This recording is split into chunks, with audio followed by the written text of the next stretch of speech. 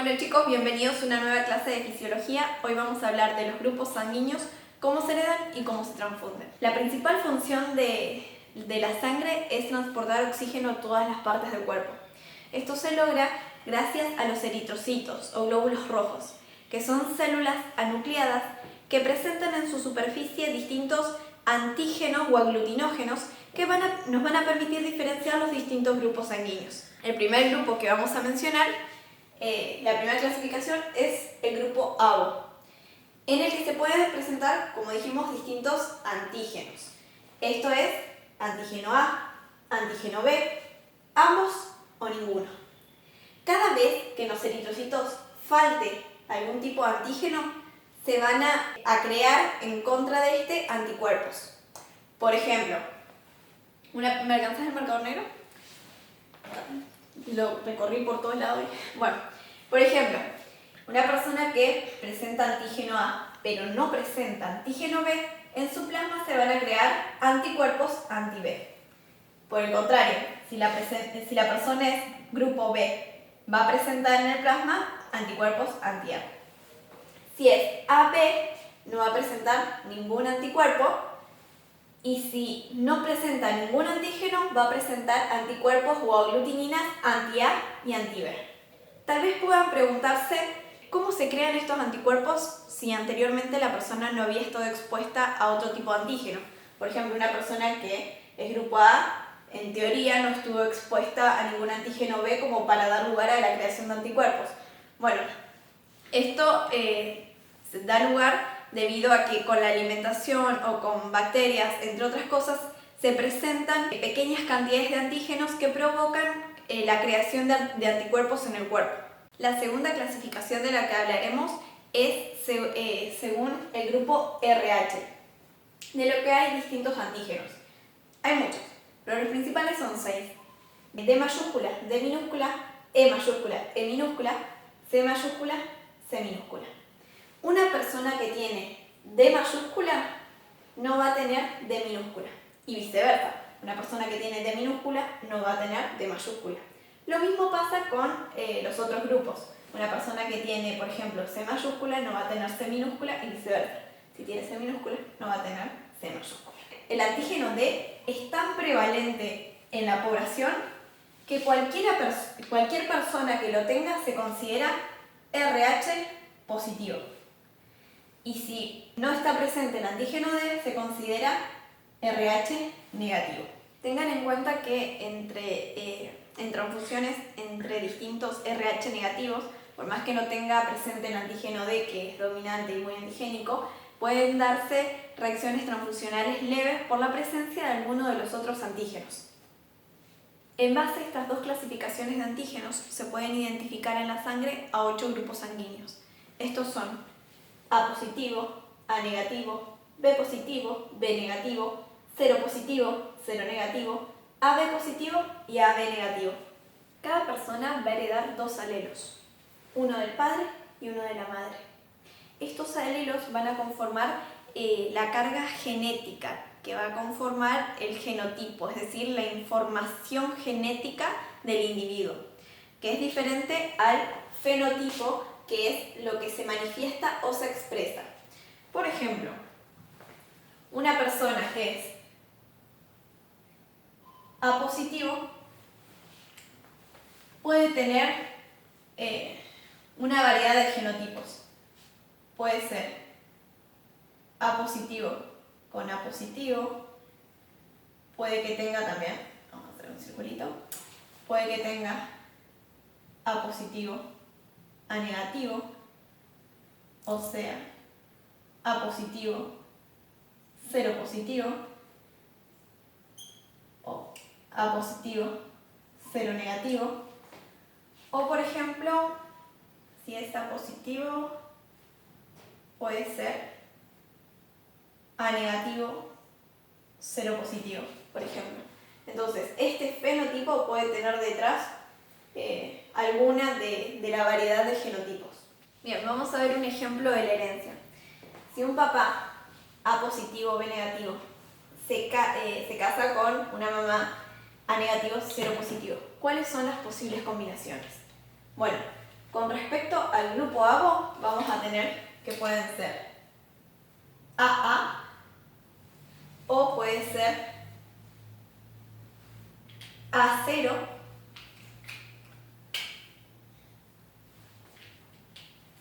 o puede ser BA o puede ser B o puede ser B0. Bien. Estas son las posibles combinaciones. Estos dos, el AA y el A0, se van a expresar como grupo A. Recuérdense que el A es dominante, entonces se va a expresar el A. Este que es AB, el fenotipo va a ser grupo AB. Y el que es B0, el fenotipo va a ser grupo B.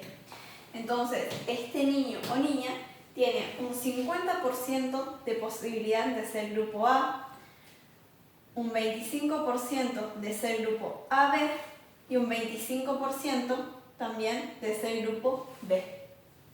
Respecto al grupo RH, las posibles combinaciones son positivo, negativo, positivo, positivo, negativo, negativo y negativo, positivo. Entonces, acá donde es positivo negativo, es dominante el antígeno D, entonces se va a expresar como positivo. Cuando es positivo positivo, obviamente va a ser positivo. Solo en el caso en que ambos sean negativos, el grupo, el factor RH va a ser negativo, y acá en el caso también de otro que sea heterocigoto va a ser positivo. Es decir, hay un 75% de posibilidades de que el hijo sea positivo y un 25% de posibilidades de que sea negativo. Vamos a ver las transfusiones. Cada grupo puede dar o recibir de determinados grupos. Por ejemplo, el A positivo puede darle a A positivo y a AB positivo. Y puede recibir de 0 negativo, 0 positivo, A negativo y A positivo. Antes de continuar, tengan en cuenta que los negativos pueden darle a los positivos, pero los positivos no pueden darle a los negativos. Y antes de transfundir, siempre tiene que estar integrado el grupo AO, es decir, un A va a darle a grupos que contengan la letra A. Ahora lo van a entender a medida que vayamos continuando. El A negativo le puede dar a A negativo, A positivo, AB negativo y AB positivo. Porque el negativo sí les puede dar a los positivos. Y el A negativo puede recibir de 0 negativo y de A negativo. Bien, el B positivo por su parte puede darle al B positivo y al AB positivo.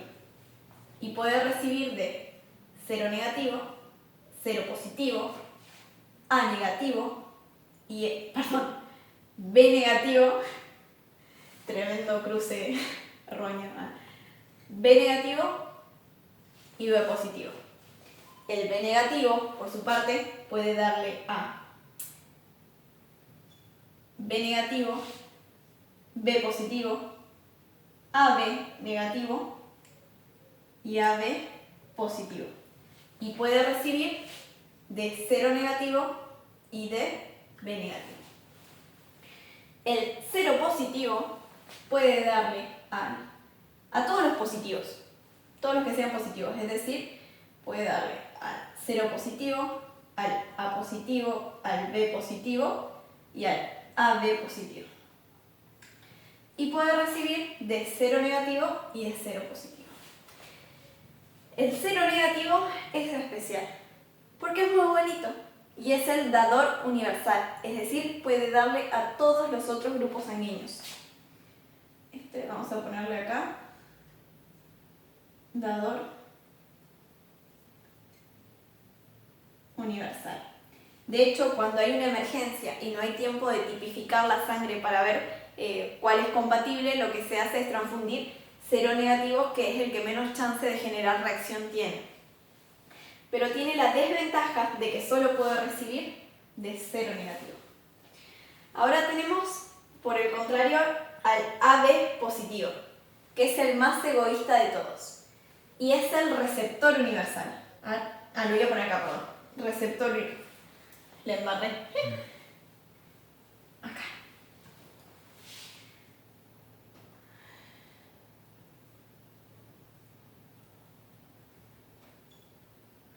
Receptor uni, le voy a poner. ¿Por qué? Porque presenta todos los antígenos. Entonces no tiene anticuerpos que reaccionen con la sangre que se le pueda transfundir. Es el receptor universal. Pero como les dije, él solo comparte con AB positivo. Tiene que coincidir todo. Y el AB negativo, por su parte, puede darle AB negativo y AB positivo. Y puede recibir de A negativo, B negativo, AB negativo y de cero negativo. Ahí está. Puede recibir de todos los negativos. Cuando se transfunden mal las sangres y se mezclan anticuerpos anti-A o anti-B con antígenos A o B, los eritrocitos se aglutinan, es decir, se agrupan con anticuerpos como mediadores. Un anticuerpo IgG puede unir hasta 2 eritrocitos, pero un anticuerpo IgM puede unir hasta 10 eritrocitos. Una vez que se agrupan, pueden taponar pequeños vasos sanguíneos.